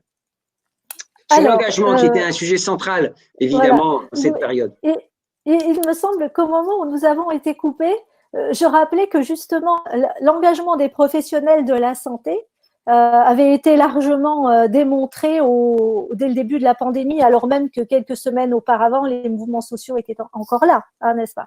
Donc, la question de l'engagement, la question du sens au travail se pose déjà depuis longtemps dans le secteur de la santé. Alors, c'est difficile pour moi de vous parler du secteur de la santé de manière générale, tant son paysage est varié. Alors, on a les hôpitaux, on a les grands hôpitaux publics comme les CHU, on a les petits hôpitaux privés, on a le secteur médico-social, avec les EHPAD, dont on entend beaucoup parler, qui sont beaucoup médiatisés. Il y a l'accompagnement des personnes en situation de handicap. Enfin, tout ça est extrêmement vaste comme paysage. Et il n'empêche qu'il y a quand même 2-3 défis qui sont communs à toutes ces organisations et qui peuvent guider les défis RH en quelque sorte. Alors, nous avons plusieurs défis en matière de santé publique. Nous avons les cancers qui sont de plus en plus nombreux. Nous avons les maladies de l'appareil circulatoire qui sont aussi extrêmement nombreuses. Ce sont les premières causes de mortalité dans notre pays. Et puis, à ces deux problématiques-là, il faut rajouter les maladies chroniques, le diabète, le VIH, les cancers qui deviennent aussi des maladies chroniques et le vieillissement de la population. Donc, en plus de ça, une population qui porte les maladies chroniques dont je viens de parler, mais qui en plus vieillit, devient de plus en plus dépendante, etc. Donc, vous voyez l'imbrication qu'il peut y avoir avec le secteur sanitaire et le secteur médico-social et le secteur social.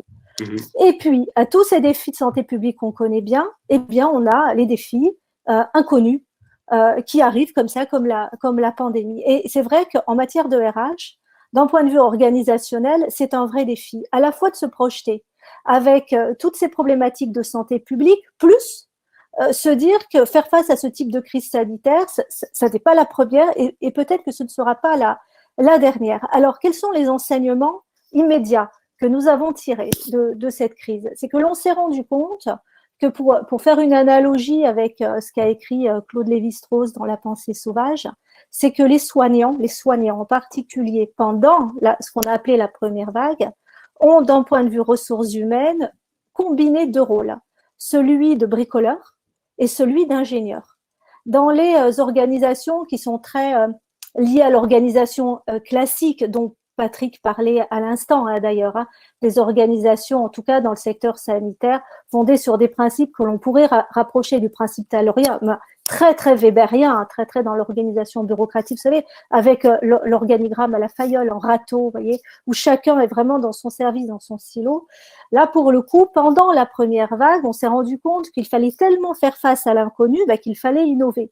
Donc, sans vraiment le vouloir, les professionnels de la santé se sont emparés des techniques d'innovation managériale par la force des choses, j'allais dire. Contraint forcé, quoi. C'est ça. Et ça s'est très bien passé. On leur a fait confiance et on leur a donné l'autonomie, c'est-à-dire ce que l'on appelle traditionnellement la sphère gestionnaire, les tutelles, mais aussi les managers, les cadres, les dirigeants de la sphère gestionnaire leur ont donné les moyens d'assurer cette innovation. Et ça s'est très bien passé. On a bien vu, pour reprendre une fois de plus les termes de Lévi-Strauss, que le bricoleur, eh bien, il fait avec les moyens du bord. Il n'a pas d'outils prédéfinis. Il fait avec ce dont il a besoin au moment voulu. Vous vous souvenez des masques Decathlon qu'on a utilisés en Italie en particulier, en l'absence de masques oui. Spécifiques au service de réanimation. Et puis aussi, ce que nous rappelle Lévi-Strauss, c'est que le bricoleur, il ne fait pas que avec les moyens du bord. Il y met aussi un petit peu de lui-même.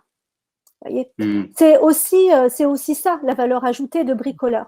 Et pour autant, il ne faut pas négliger les côtés positifs, les apports de l'ingénieur. On a besoin de ces aspects ingénieurs. Avoir un projet, le définir et dicter les règles et les jalons qui vont nous permettre d'atteindre nos objectifs. On a aussi besoin de ces aspects-là. On a besoin d'une tutelle qui donne un cap à suivre. On a besoin d'une politique de santé publique qui nous donne aussi les moyens d'y parvenir, etc., etc. Tout ça, on en a besoin. Ce que l'on a vu pendant la première vague, c'est, en revanche, et c'est là la nouveauté, la combinaison des deux. Et c'est ça qu'il faudrait faire perdurer aujourd'hui. C'est-à-dire que les défis en matière de RH, mais aussi de manière organisationnelle, managériale de manière générale, c'est la combinaison des deux. Sauf que ce dont on se rend compte, c'est que ça ne peut pas être mis en place sans remise en question du management, de l'organisation. Vous vouliez… Oui, Sandra, parce que évidemment, je vous soupçonne de pouvoir nous garder jusqu'à la fin de la journée avec des choses passionnantes. Mais vous savez qu'Isabelle et Patrick ont aussi des choses à dire et je voudrais notamment faire réagir Isabelle. Alors, c'est un peu décousu, on a pris un peu de retard, donc je vais avancer. Isabelle, vous teniez un point qui était très important et qui a résonné. D'ailleurs, vous avez souri quand elle en a parlé, Sandra. C'est sur cette hiérarchie et cette évolution des modes hiérarchiques évidents, cette profondeur hiérarchique, cette autonomie, cette agilité finalement qu'il faut absolument trouver. Oui, alors, bon, au risque de faire un peu de provoque, je ne suis pas forcément d'accord avec ce qui a été dit dans la première conférence, à savoir les salariés ont gagné en autonomie. Je ne pense pas qu'ils ont gagné en autonomie, je pense qu'ils étaient déjà très autonomes et que le management s'est rendu compte qu'ils étaient beaucoup autonomes, les salariés. Donc ça, c'est vraiment une bonne chose. Et vous savez, quand on est dans des métiers de service comme chez Veolia, l'autonomie, elle est capitale, hein, parce que vous n'avez pas votre patron avec vous quand vous travaillez. Vous êtes sur le terrain, vous êtes directement avec le client. Donc oui, c'est un point important. Après, ce que je constate beaucoup, c'est que la crise, et notamment quand on a des phénomènes de confinement, induit des modes de communication qui ne sont pas les modes habituels. C'est-à-dire qu'on a beaucoup plus de communication très directe, par exemple, du top management de l'entreprise vers à peu près tout le monde, et que du coup, ça réinterroge les chaînes hiérarchiques un peu classiques. Donc ça, c'est le premier point. Je pense qu'on ne revient pas trop en arrière sur ce genre de choses. C'est-à-dire que quand le patron, sur des sujets très, très importants, s'habitue à parler en direct avec tout le monde, ça ne veut pas dire qu'il le fera sur tous les sujets à l'avenir, mais ça veut dire que ça modifie quand même conséquemment la relation, la façon dont la communication est perçue et faite en entreprise. Et puis le deuxième point, c'est le rôle central du management opérationnel. J'en ai déjà parlé, mais ce qui va évoluer, je pense que c'est beaucoup ça.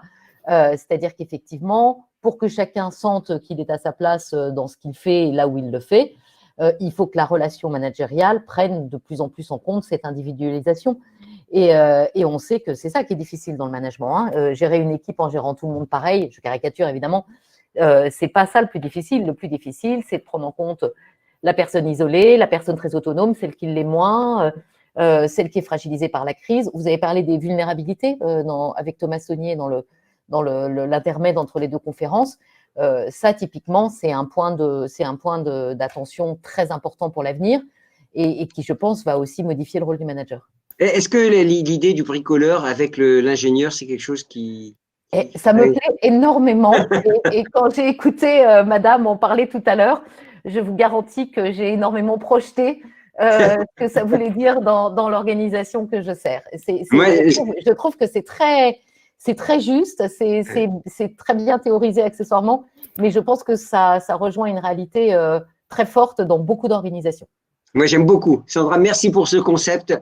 Je vais le partager et je dirais que c'est vous, je vous rassure. C'est une idée à moi. Patrick, alors, on a bien vu que les choses bougent. On a bien vu que les choses ont bougé par la force des choses. Il y a quand même un certain nombre d'éléments, des points de friction, des sources de friction. Vous parlez des sources de mal-être. Est-ce que vous pouvez nous les résumer qui permettront d'identifier un peu ces sujets, ces points irritants? On peut peut-être dire une chose, c'est que pour engager les gens, ce sera bien déjà de ne pas les désengager. Ça peut commencer par là. J'aime bien effectivement l'idée évoquée par Sandra là sur le bricoleur et le penseur. Et quand c'est la même personne, ça pose en fait… Oui, l'ingénieur.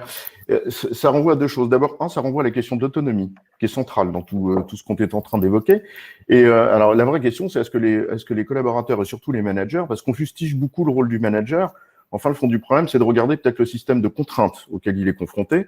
Et le système de contraintes nous renvoie à la question de la gouvernance de nos entreprises. Il y a certains types d'entreprises dans lesquelles peut-être a-t-on fait une allégeance trop importante aux propriétaires, conduisant à réduire à peau de chagrin l'autonomie. Et ça fait mal au bide des gens. Et comme les gens sont fondamentalement, comme le disait Sandra, impliqués dans leur boulot, c'est-à-dire qu'ils essayent de bien faire. Et ils essayent de bien faire pourquoi? Pour l'intérêt du bien commun. Mais quand ce bien commun ne leur semble plus poursuivi par un mode de gouvernance qui a réduit la finalité de l'entreprise à quelques indicateurs de court terme, parce qu'on a fait allégeance aux propriétaires, par exemple, et ben ça fait une dissonance cognitive, comme le disait Anne-Sophie Godon tout à l'heure, qui est extrêmement dure. Donc je crois qu'il y a trois… alors ce sont des sentiments, ce ne sont pas des réalités, c'est ce que perçoivent les gens. Mais je pense qu'il y a trois sentiments profonds qui trouvent leurs racines dans la société civile, qui est un terreau anxiogène, comme c'était dit dans la précédente conférence, mais qui date d'il y a très longtemps. Sandra avait raison de le rappeler, ça date d'il y a très longtemps, et je pense que ça trouve ses sources dans la désindustrialisation des économies occidentales il y a très longtemps. Il y a trois sentiments qui se développent dans la société civile, et que nos entreprises, ou qu'un certain type d'entreprise, trop taylorisées, si j'ose dire, viennent amplifier de façon très très forte. Alors, le premier, c'est le sentiment d'absence de sens. C'est-à-dire qu'il y a un décalage qui se fait entre l'idée que se font les gens de ce que devrait être une entreprise et la réalité à laquelle ils sont confrontés. Dans la tête des gens, une entreprise, c'est quelque chose qui donne sens, qui a une finalité, une mission, une raison d'être. Ça renvoie à l'entreprise à mission. Quelque chose qui donne sens au travail des gens et à l'intérieur duquel ils peuvent apporter une contribution individuelle qui se manifeste par un minimum d'autonomie. Et en absence de cette autonomie, la contribution individuelle, elle n'existe pas. Donc une sorte de dissonance cognitive, au fond, qui fait mal au bide, quoi, pour dire les choses extrêmement simplement. Le deuxième truc, c'est le sentiment d'impuissance. Il existe dans la société civile. Je regarde un truc, parce que les gens sont tous sauf cons, ils observent les choses. Moi, j'ai noté un truc que j'ai chopé sur Twitter ce matin, qui m'a frappé. En 1980, la Chine, c'est 5% du PIB mondial, et les États-Unis et l'Europe, c'est 20 à 25%. Aujourd'hui, la Chine, c'est presque 20%, et l'Europe, paf, on est décroché à 12%. Voilà, sur un plan économique et démographique, on sait où sont les enjeux. Ce sentiment d'impuissance, si vous n'avez pas d'autonomie et que vous rajoutez à cela ce que nos organisations sont capables de faire, c'est-à-dire des injonctions contradictoires à n'en plus finir, c'est-à-dire nos organisations matricielles, n'en parlons pas, vous avez un chef hiérarchique qui vous demande « je veux du blanc », je veux pas de blanc, je veux pas de noir, et puis vous avez un fonctionnaire qui vous dit surtout pas de nuance de gris. C'est celui qui est sur le terrain qui est confronté à ça et qui se démerde. C'est ça qui fabrique du sentiment d'impuissance. Et puis vous rajoutez une troisième dimension, après le sentiment de dissonance, enfin la dissonance et la perte de sens, le sentiment d'impuissance. Le troisième truc, c'est le sentiment d'injustice. Beaucoup d'entreprises, on a tous forgé nos politiques de rémunération sur des mêmes modes, avec des politiques d'individualisation par des objectifs, dont on voit qu'ils sont pas plus nuancé, Patrick, vous parliez de non-reconnaissance, vous parlez carrément d'injustice maintenant. Dans certaines entreprises, bien sûr. Est-ce que vous pensez une demi-seconde, et là, Sandra me contredira si je dis une énormité, mais je suis absolument convaincu que le personnel hospitalier, avant d'avoir besoin d'applaudissements, il a besoin de moyens. Il avait besoin d'avoir des masques, il avait besoin de... Enfin, voilà, je pense qu'à un certain moment, c'est ça qui est vécu comme une injustice. Et ces trois sentiments-là, qui trouvent leur source dans la société civile, c'est le terreau anxiogène dont on a parlé, qui est renforcé par la multiplicité des crises, la crise de 2008, la crise sanitaire, l'absence de perspective, sont des sentiments qui sont profonds. Et je pense que si un certain type d'entreprise les amplifie, c'est on a poussé à son paroxysme un mode d'organisation qui fabrique que de la productivité. Et donc ça provoque deux effets. Difficulté d'adaptation et d'innovation sur le terrain, et donc là, c'est très certainement une des raisons pour lesquelles les entreprises qui sont aujourd'hui en train de montrer une vraie capacité de résilience, ce sont celles qui sont pas agiles, ce sont celles qui sont efficaces, des merdes, sur lesquelles c'est pas de l'organisation agile dont on a besoin, c'est de la gouvernance agile, et de la gouvernance sur le terrain. Ce sera intéressant de regarder les chiffres, je serais curieux de savoir, dans la grande distrib, quels sont les acteurs qui ont profité du premier confinement. Je suis assez certain que ce sont tous ceux qui sont organisés en mode local, les systèmes U, Leclerc, Intermarché, etc. C'est pas pour rien. Et je suis assez convaincu que l'une des réponses, peut-être, d'un point de vue organisationnel, et Isabelle a parlé de local tout à l'heure, même si le terme faisait l'anglicisme d'Isabelle pour faire plaisir à Gilbert, mais c'est certainement dans ces modes d'organisation qu'on va trouver une piste de réponse. Alors Isabelle, on aurait pu interviewer la grande distrib. Alors, il y avait Alexandre Bompard ce matin, le patron de Carrefour à la radio, qui a parlé de tout ça. Je crois qu'il a bien profité, même s'il n'est pas en local, il est en franchisé. Mais en tout cas, la grande distrib a bien profité. Carrefour, c'est intégré. Je pense que c'est intégré. Alors, il parlait de franchise, mais bon, peu importe. De toute façon, en tout cas, c'est pas un local, c'est pas un Intermarché ou c'est pas un Leclerc.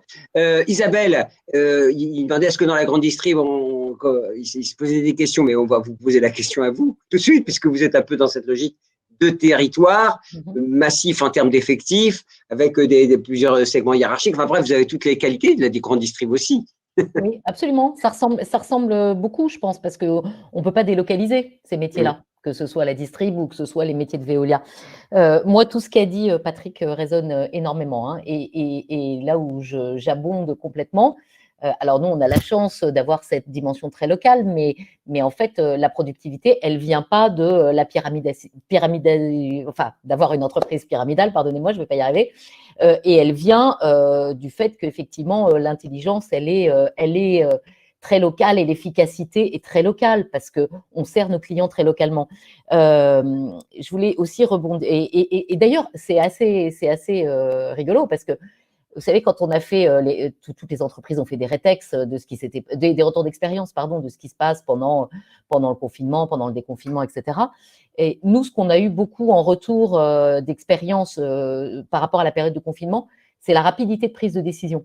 Il y a beaucoup de gens qui disent, il y a un truc qu'on a fait là et qu'on n'aimerait bien pas perdre, c'est que les décisions se sont prises très rapidement parce qu'il n'y avait pas le choix, parce qu'il fallait décider très vite, parce qu'il fallait, si possible, ne pas se tromper dans les décisions. Donc, vous voyez, tout ça est alimenté aussi par tout ce qu'on a vu, observé pendant la crise. Je voudrais revenir aussi sur un des propos de Patrick sur le sens et la raison d'être.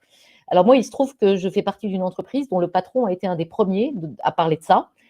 Et en gros, à dire que l'entreprise n'est pas utile parce qu'elle est prospère, mais prospère parce qu'elle est utile. Antoine Frérot, il a dit ça il y a déjà longtemps. Je crois que maintenant, ça fait à peu près consensus, cette idée-là. Je rappelle simplement, quand il a commencé à le dire il y a 3 ans, il était un petit peu seul, y compris parmi ses collègues chefs d'entreprise. Et on s'est, nous, Veolia, doté d'une raison d'être dans laquelle on adresse tout ce qu'on appelle les parties prenantes de l'entreprise. Donc, effectivement, l'actionnaire est une de ces parties prenantes, mais il y a d'autres parties prenantes. Il y a les salariés, il y a les clients. Pour nous, il y a la planète, parce qu'on intervient beaucoup sur ce registre-là. Et puis, il y a évidemment ce qu'on va appeler les territoires ou la dimension sociétale. Et on a complètement intégré cette dimension-là dans tous les aspects de l'entreprise, dans les plans long terme, dans les budgets, même dans la politique de bonus de l'entreprise. Parce que c'est notre épine dorsale, en fait. Voilà, c'est notre épine dorsale et on est absolument convaincus que si on n'intègre pas ça, c'est la mort assurée dans quelques années ou quelques décennies. Donc, c'est très important. Et le dernier point sur lequel je voudrais reboucler, c'est la notion de confiance, parce que pour moi, elle est quand même assez essentielle. Et cette crise, elle est essentielle tout le temps. Mais cette crise, là aussi, agit comme un révélateur, comme un catalyseur. Vous savez, on dit souvent, moi, il y a une chose qui m'étonne beaucoup, et ça reboucle sur les modes de management. La confiance n'exclut pas le contrôle. Je suis sûre que vous avez déjà entendu. Vous n'aimez pas ça, vous me l'avez dit. Voilà. Eh bien, je comprends pas cette phrase. Voilà, pour moi, c'est un oxymore, cette phrase. Justement, s'il y a de la confiance, il n'y a pas de contrôle. Donc, les modes de management, ils changent dans ce sens-là aussi. Plus de confiance, moins de contrôle, et ça veut dire aussi soulager les managers, Patrick l'a très bien dit, de tout ce qu'on leur demande, de tous les reporting, toutes ces choses-là. Ça nécessite aussi une réflexion sur nos modes de gouvernance et sur nos modes de management. Ouf, il y a du boulot, Non, mais c'est un bon enseignement. C'est un bon enseignement. Cette crise, elle n'a pas que des effets négatifs. On en tire aussi des choses, c'est ce que disait Sandra, on en tire aussi des choses très positives. Allez, on va passer aux questions. Excusez-moi, le temps passe. Sandra, évidemment, le bricoleur et l'ingénieur ont beaucoup plu à nos internautes. Est-ce que dans l'avenir, c'est le bricoleur qui demandera conseil à l'ingénieur quand il en aura besoin et non l'ingénieur qui imposera ses choix au bricoleur? Eh bien, normalement, ni l'un ni l'autre. Parce que si on veut être vraiment dans une ambition d'appréhender la complexité des situations à venir, il s'agirait de faire en sorte que tous les collaborateurs soient à la fois ingénieurs et bricoleurs.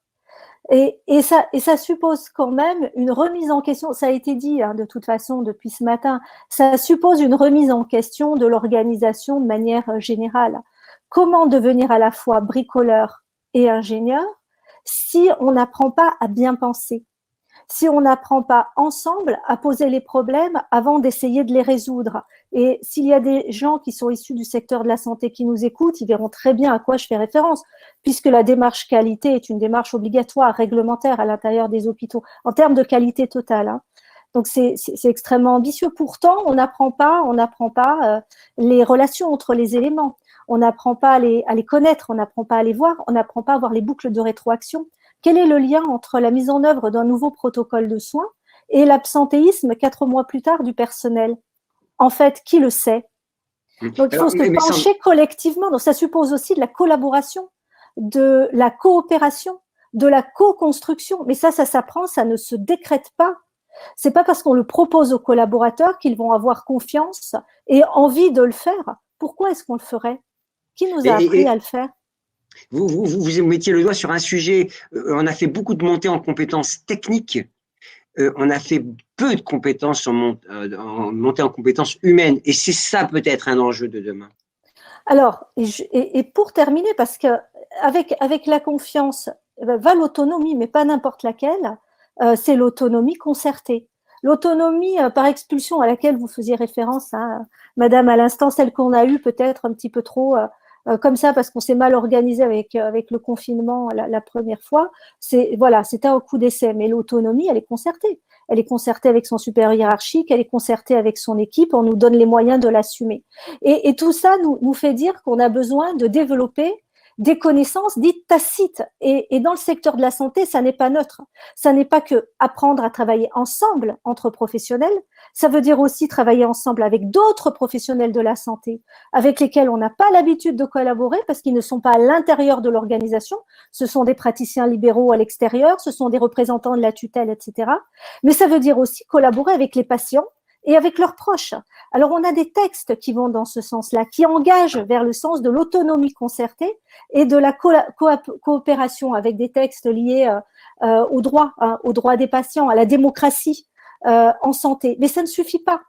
Bien sûr que ça ne suffit pas. C'est pour ça que l'on voit aussi ces initiatives se développer comme celle de l'expérience patient ou du patient expert. Quand on fait le choix d'avoir un patient au sein de notre équipe pour ce qu'il est, un malade, et lui reconnaître cette compétence que nous n'avons pas en tant que soignants, par exemple, hein, la connaissance de sa pathologie. Vous voyez, ça fait écho à toutes les techniques de design thinking, on voit ça aussi dans le jeu vidéo, etc. Mais se mettre en danger avec, de cette manière, d'un point de vue managérial, en acceptant que les patients intègrent les équipes pour nous dire ce qu'ils vivent et donnent leur opinion sur comment organiser un parcours de santé, c'est ça aussi, hein, l'évolution. C'est apprendre à travailler différemment avec les autres sphères, gestionnaires quand on est soignant et inversement, avec les autres professionnels, indépendamment de notre propre service. Et là, il faut faire bouger les cloisons, parce qu'on est très, très cloisonné verticalement et horizontalement. Et puis aussi travailler avec les clients au sens large, les patients, etc. Parce qu'on ne peut pas parler, et je terminerai juste là-dessus, on ne peut pas parler de e-santé, que ce soit en termes d'accompagnement des patients ou en termes de management des activités. On ne peut pas parler de care si on ne développe pas ces compétences-là. C'est vraiment la combinaison de ces compétences tacites et explicites qui vont nous permettre d'aller vers des compétences extrêmement techniques, d'une part, et du care ensuite, ce dont on a besoin dans le secteur de la santé, là, déjà tout de suite, mais encore plus dans l'avenir. C'est limpide comme de l'eau de roche. Merci beaucoup, Sandra. Patrick, Isabelle, j'aimerais aussi, alors Patrick, vous, votre point de vue avant de conclure ici avec Isabelle, c'est de retrouver les fondamentaux de l'entreprise et les fondamentaux du management. Et expliquez-nous ce concept. J'ai presque envie de dire que l'enjeu, ça va être de remettre l'église, la mosquée ou la synagogue, comme vous voulez, au milieu du village, ou le bar du commerce, quoi, genre, ce qui est sympa aussi. Ça serait bien, le bar du commerce, enfin. Ben ouais, ça serait très bien. On donne pas du sens. Ça fait sens ou ça fait pas sens. Je pense que l'un des dangers, c'est tous ces mots autour du réenchantement, du machin, c'est-à-dire coller quelque chose de factice sur une réalité qui ne l'est pas, et ça passe pas parce que les gens ne croient pas à ça. Pourquoi? Parce qu'ils sont confrontés au réel. Et c'est Lacan qui disait, le réel, c'est quand on se cogne. Ouais, bah, les gens, c'est ce qu'ils vivent. D'ailleurs, c'est ce qui s'appelle l'expérience collaborateur. Donc, quand on dit la solution à tous nos antagonismes de compétition, etc., c'est la coopération, c'est pas la solution, la coopération. C'est pas vrai. C'est le problème. C'est qu'on sait plus coopérer. Et c'est pas l'homme qu'il faut remettre au cœur de l'entreprise, c'est l'entreprise qu'il faut remettre dans le cœur des gens. Voilà. Et donc ça, pour moi, je pense qu'il y a 3 voies qu'il faut explorer. La première, c'est celle du bien commun. C'est-à-dire qu'une entreprise, c'est un projet collectif qui effectivement fait sens. Et ça, restaurer le bien commun, c'est questionner profondément l'équilibre des parties prenantes. Isabelle l'a très bien dit. À partir du moment où on fait allégeance à une seule des parties prenantes, de manière trop importante, hein, l'idée c'est pas de fustiger telle ou telle partie prenante. Quand on a eu un président qui nous a dit notre ennemi c'est la finance, ça n'a pas de sens, quoi. C'est pas un il est plus président. Hein. Ouais, il est plus président, ouais. Mais quand il disait notre ennemi c'est la finance, ça n'a pas de sens. Enfin, la finance joue son rôle comme l'État joue son rôle d'actionnaire, d'actionnaire et de donneur d'ordre. Le problème c'est l'allégeance. et l'allégeance qui conduit à un excès de poids de l'une des parties prenantes par rapport aux autres. Donc il faut retrouver cette idée que l'entreprise est un bien commun, quelle qu'en soit la nature, qu'elle soit publique ou privée, et non pas quelque chose qui serait asservi aux intérêts d'une seule des parties prenantes ou trop asservi aux intérêts d'une seule des parties prenantes. Et ça réglerait une partie de la dissonance qu'évoquait Anne-Sophie Godon dans la première conférence. Le deuxième truc, je pense, c'est une notion de cohérence pour travailler un peu sur le sentiment d'impuissance. Dire d'autres termes, c'est aligner le discours et les actes. Les gens ne supportent plus des discours plaqués sur des choses qui ne correspondent pas au réel. Et je le redis, le réel, ils le vivent, donc ils l'observent, ils le comprennent, avec une vision peut-être pas toujours parfaite, bien évidemment, il leur manque des bouts, certainement, mais en même temps, et ça pose de ce point de vue-là, bien sûr des questions organisationnelles et managériales, mais aussi la question de l'exemplarité du management, de l'exemplarité de la hiérarchie, etc. Aligner le discours et les actes me semble être une condition sine qua non sur les années à venir. Et puis la troisième… Rapidement, Patrick. Ouais, la troisième, c'est de retrouver le sens profond de la notion de reconnaissance. Il n'y a pas de reconnaissance morale s'il n'y a pas de la récompense financière. Il faut juste arrêter de faire croire ça aux gens. Donc les applaudissements, ça ne suffit pas, bien évidemment. Et deuxièmement, la véritable reconnaissance, c'est de reconnaître les gens pour ce qu'ils sont et pas pour ce qu'ils font. Et là, je pense qu'on a un énorme travail à faire, ne serait-ce que sur notre capacité à vivre ensemble, à se respecter les uns les autres, et donc d'éducation. Et d'éducation vers le haut plus que vers le bas d'ailleurs, généralement. Vous avez bien, merci Patrick, c'est frappé du coin du bon sens et en même temps très intelligent. Isabelle, vous écoutez ça, alors on ne vous donne pas des leçons, hein, vous l'entreprise, mais comment ça peut concrètement se mettre en place? Écoutez, c'est difficile de rebondir là-dessus. Je ne peux pas être plus d'accord que ce qui a été dit là. Et comme je le disais, je pense que, enfin, en tout cas, pour l'entreprise que je connais bien, dans laquelle je travaille, c'est dans ce sens-là qu'on travaille depuis des années. Après avoir été, je le rappelle, un peu seul quand même sur ce sujet-là il y a quelques années. Donc oui, je pense qu'il n'y a que ça qui marche, concrètement.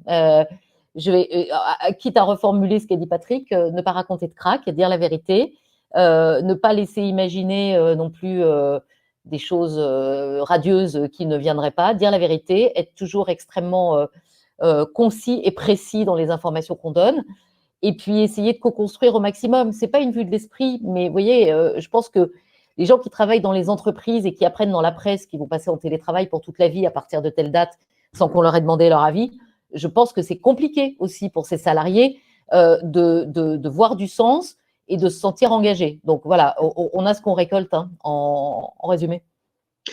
Merci beaucoup, c'était passionnant, mais vous ne vous rendez pas compte les messages qu'on a. Merci pour tous ces propos que vous avez tenus. Est-ce qu'on pourra revoir en replay? Évidemment, pour qu'on pourra revoir en replay cet échange. Moi-même, je me regarderai encore une fois ou deux parce que j'ai trouvé passionnant. Patrick, Sandra, Isabelle, tout ce que vous avez dit. Merci beaucoup.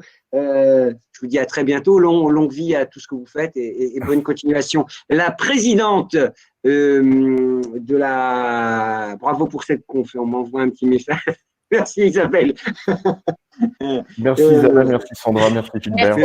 Merci à tous, très intéressant. Est-ce que Florence est là? Mais oui, Florence est là. Alors Florence Poivet, que j'ai connue moi personnellement au MEDEF, qui a été industriel.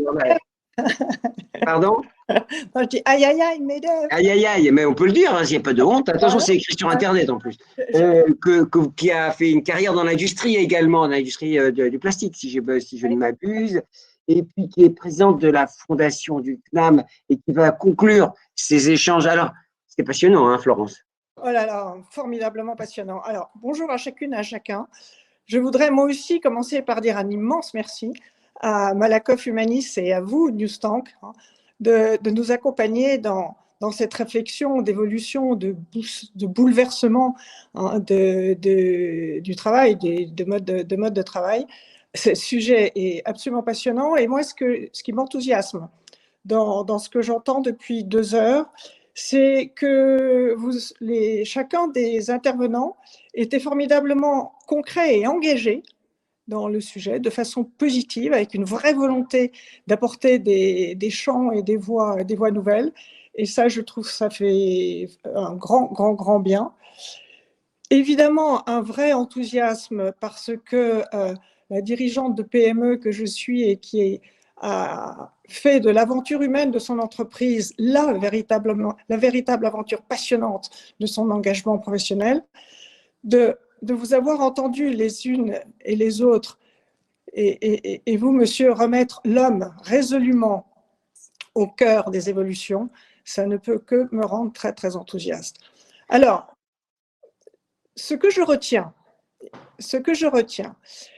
et ce que j'ai trouvé très intéressant, c'est que l'homme a été remis au cœur, mais à la fois dans sa dimension personnelle, et Cécile Dejoux l'a beaucoup évoqué, mais pas qu'elle, et dans sa dimension de collaborateur, dans son organisation, dans son entreprise, et dans sa dimension d'homme ou de femme dans son environnement plus élargi. Même la confiance a été déclinée, je dirais, d'une certaine façon. La confiance en soi, c'est-à-dire l'homme ou la femme elle-même, doit être accompagnée. Et évidemment, la confiance que l'homme ou la femme va trouver dans son organisation. Je me permettrai d'ajouter une dimension qui me paraît assez intéressante et révélée de façon, comme tout le reste, assez forte par la crise. C'était sous-jacent, mais ça devient, à mon sens, plus fort. C'est que cette dimension humaine, on la retrouve d'une certaine façon aussi comme une des composantes dominantes de la troisième révolution dans laquelle nous embarque la révolution numérique et de l'intelligence artificielle. C'est le dopage de cette composante humaine. Et on en reparlera peut-être tout à l'heure, mais je trouve très intéressant de voir que, au fond, il va y avoir un regain de besoin de communication des hommes, d'attention, je dirais, de l'homme au service de l'homme. On avait un petit peu oublié au profit d'une accélération et d'une course vers des technologies et vers des progrès technologiques renforcés. Voilà, et ça, quelque part, ça s'appelle l'empathie. Et je pense que l'empathie est une dimension nouvelle dans le paysage et qu'elle fera différence, et qu'elle fera demain différence sur un bon nombre de métiers. J'ai été étonnée hier au journal télévisé de découvrir que le département de la Manche avait pour témoigner dans le journal, une chargée de mission hospitalité. Voilà l'ouverture de l'humain qui va se développer de façon très forte. Alors, la crise a changé les choses. Et la dernière question pour vous, Florence, vous disiez que vous y reviendrez, mais la crise a changé les choses, a transformé la société, a transformé les organisations. Au fond, vous vous dites, comme Patrick, comme beaucoup de gens, on a remis l'humain au centre, les relations humaines au centre. Peut-être, on a bousculé le management, on a changé les choses pour replacer la relation à l'autre, tout simplement. Oui, le lien, la crise, le lien, la proximité, le territoire, c'est évidemment des dimensions très, très fortes. Alors, moi, j'ai beaucoup aimé l'expression, le slogan maintenant, qui va être notre slogan du bricoleur à l'ingénieur. Moi, je pense que, alors, elle est beaucoup moins fun, hein, la mienne, mais du collaborateur à l'entrepreneur. Je pense que à la fois cette autonomie que malgré tout un certain nombre ont trouvé en étant isolés, mais cette aspiration à l'autonomie, c'est pour moi, et c'est formidablement intéressant et enthousiasmant, un peu l'idée que chacune et chacun vont devenir un peu plus entrepreneurs de leur propre parcours, mais aussi entrepreneurs de la mission qui leur est confiée. Et évidemment, après, beaucoup de choses passionnantes ont été dites sur le management, sur la gouvernance, le sens, etc. Mais bien sûr que tout sera les grands enjeux que nous allons avoir, entrepreneurs, c'est d'arriver à articuler avec intelligence cette individualité, certains diront individualisme, hein, cette liberté de temps, cette liberté de lieu auquel chacun, et moi-même la première, ça me fait du bien aussi de temps en temps de retrouver cette liberté de temps et de lieu. On va aspirer, et je crois qu'il faut qu'on y réponde. L'étude de Malakoff Humanis a montré qu'il y avait des aspirations hyper lumineuses et intelligentes de la part des collaborateurs. Il faut qu'on les écoute, qu'on les regarde et qu'on voit comment les transformer de façon tout à fait pertinente et moderne. Et voilà. Et Bon. moi, je trouve ça très, très, très intéressant. Alors, il y a un sujet qui, oui, on a parlé de gouvernance avec le sens, avec l'éthique, avec le bien commun. On a parlé du management de transition, du management intermédiaire qu'il va falloir accompagner beaucoup, beaucoup, beaucoup. Moi, je pense aussi que dans cette dimension de chacune et chacun devenant entrepreneur, il y a un sujet qui me paraît extrêmement important, c'est donner les moyens à chacune et à chacun d'oser et de gérer le risque et de bien les mettre avec justesse en responsabilité face aux risques qu'ils vont devoir prendre. Mais tant mieux, tant mieux. C'est peut-être le sujet du prochain webinaire, Florence. Hein, vous nous donnez des pistes déjà. Et pourquoi pas? Et pourquoi pas? Moi, je pense que c'est fondamental et que je ne suis pas sûre que nous soyons, en tout cas dirigeante de PME que je suis, on le fait un peu au feeling, mais je ne suis pas sûre que nous soyons formidablement outillés là-dessus, encore. Ben, on va y aller de toute façon, parce qu'il y a beaucoup d'intelligence au CNAM, hein, donc les gens réfléchissent et trouvent des solutions et des idées. C'est ça le plus important. On nous remercie, vous vous rendez compte, Florence, on nous envoie des messages pour nous dire merci de ces échanges, combien ils étaient denses et riches. Voilà, c'est la preuve qu'il faut de l'intelligence pour avancer. Hein. Ouais, merci à vous et de cette collective. Bravo, bravo et merci. Merci à tous. Je vous dis à un prochain webinaire, puisqu'avec le CNAM, nous sommes partis pour une logique de webinaire tout au long de l'année. Ce sera avec grand plaisir que je retrouverai les enseignants et des experts des entreprises. À très bientôt et bonne continuation. Merci beaucoup, Florence. Bonne continuation. À très vite. Merci à Malakoff Humanis. J'allais oublier aussi le partenaire. À très vite. Merci à Claire aussi, qui a organisé toute la partie technique derrière nous. Merci, au revoir. Au revoir.